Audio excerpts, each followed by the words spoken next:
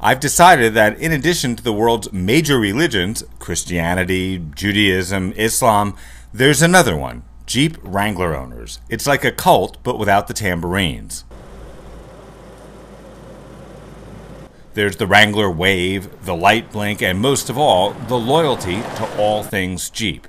When the new powertrain for the 2012 Wrangler debuted, this reporter flew to Portland, Oregon to do a story about it. We went off-roading, traveled the scenic highways, and traversed the city. During my travels, I noticed that parallel parking the Wrangler, which was already equipped with a navigation screen, would be easier if it had a backup camera. Plus, raising and lowering the soft top on the four-door Wrangler Unlimited is not easy, and Jeep recommends that owners don't try to do it themselves. I remarked in my review that a power top should be optional. Well, the reaction from viewers was vitriolic enough that it made me wonder if I had said something about their mother. Then again, more people watched that review than any other review I've done, so cheers to your mother.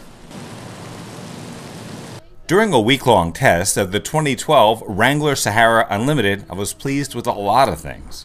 The 2012 Jeep Wrangler is surprisingly well behaved, even if you're crossing through urban canyons like this, as opposed to the Grand Canyon. And it's also a lot peppier, so you no longer have that fear factor when you're trying to merge onto the highway. While the gas mileage has been improved by 2 miles per gallon over the previous model, it's not the daily driver you want to buy if you're really concerned about the price at the pump. But the sticker price remains the same as the previous model. The Wrangler Sahara we tested got 16 miles per gallon in the city and 20 on the highway.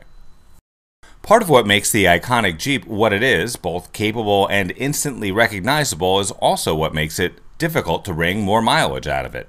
Its upfront design isn't exactly aerodynamic, but that said, wind noise was not troublesome and the vehicle seemed firmly planted at highway speeds and around off-ramps and on-ramps. While any creature comfort seemed to be an anathema to Wrangler purists, I thoroughly enjoyed the extremely comfortable heated leather trim seats, powerful air conditioning, power windows and door locks, and the remote start. The sound system was great and the streaming audio was a nice convenience for those of us who superglue our iPhones to our chests.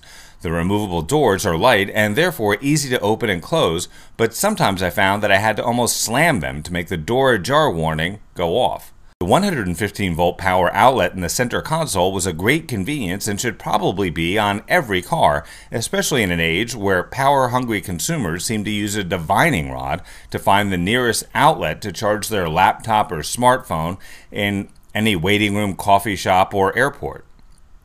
There's also no hook for your dry cleaning, but buyers of the Wrangler probably really don't care. Even though I had to drive the Jeep through a thunderstorm of near biblical proportions, I never felt the need to switch the Wrangler out of two-wheel high to either of the four-wheel drive gear choices.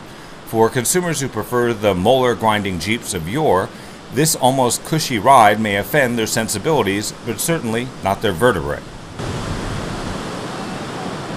While the ride is no longer punishing, trust me, Jeep has not compromised any of its trail-rated capabilities.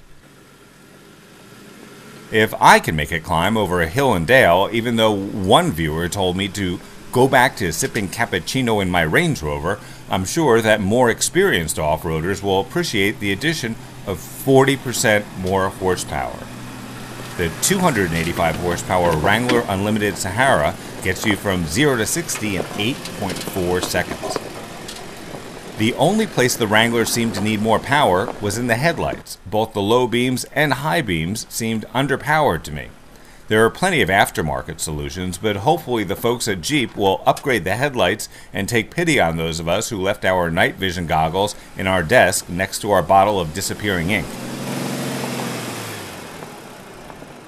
The base price is about $30,700. The price as tested, which includes heated leather trim seats, 5-speed automatic transmission, body-colored hardtop, media center with navigation, and a 40-gigabyte hard drive with 20 gig available for music, our test car came out to be $37,200. For Real World Test Drive, I'm Grant Witcher reporting.